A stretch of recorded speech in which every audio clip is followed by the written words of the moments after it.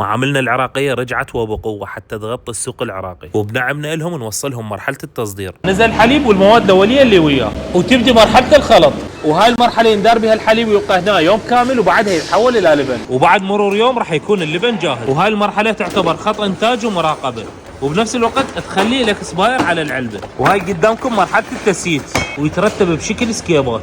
وهذا البراد النهائي اللي بعده راح تطلع البضاعة للتسويق، وبعدها تتحمل للبان بالسيارات، وبعدها تطلع سيارات وتوزع بجميع انحاء محافظات العراق.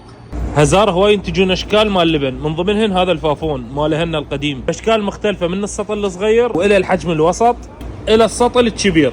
وبعد الزبادي القليل الدسم، وبعد شنينة 3 انواع، المدخن وبالنعناع والعادي. اول شيء راح ابدا بيه الجاموس، هذا اللي يصير ابو القشوه.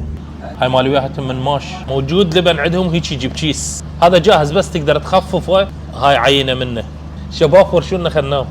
شنين النعناع، هذا جبنه الكريمه، خفيف خفيف على المعده وبارد. اليوم كنت ببغداد تحديدا بالزعفرانيه يوم مصنع هزار.